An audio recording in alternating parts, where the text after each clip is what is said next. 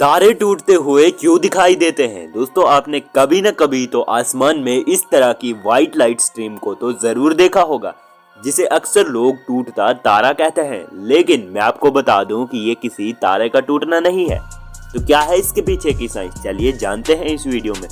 ये तो आप जानते होंगे कि सोलर सिस्टम में एस्टेरॉइड्स होते हैं। ये एस्टेरॉइड्स दिखने में पत्थर की तरह लगते हैं, जो कि अलग अलग साइज में होते हैं। और सोलर सिस्टम में प्लैनेट्स के साथ साथ ये एस्टेरॉइड्स भी सन के चारों ओर घूमते रहते हैं। और जब ये एस्टेरॉइड्स घूमते घूमते एक दूसरे से टकराते हैं तो छोटे छोटे टुकड़ों में बंट जाते हैं और मेटेरॉइड्स यानी कि उल्कापिंड पैदा होते हैं।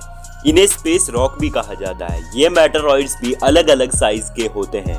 मेटेरॉइड्स ज्यादातर स्पेस में किसी बड़े ऑब्जेक्ट के ब्लास्ट हो जाने से बनते हैं। कुछ मेटेरॉइड्स एस्टेरॉइड के ब्लास्ट होने से बनते हैं, कुछ कॉमेट से, और कुछ मून और दूसरे प्लैनेट से भी आते हैं।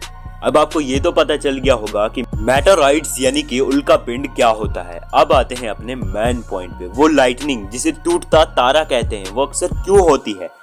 तो हमारा अर्थ प्लैनेट जब रोटेट करता है तो वो बहुत सारी जगहों से गुजरता है।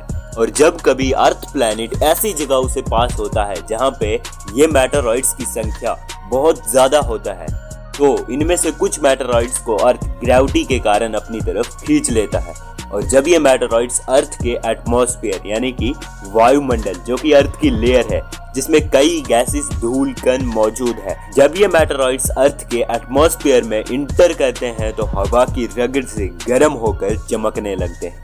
कुछ मेटेरॉइड तो अर्थ के एटमॉस्फेयर में ही पूरी तरह जल जाते हैं, लेकिन कुछ बड़े बड़े मेटेरॉइड्स अर्थ तक पहुंच जाते हैं।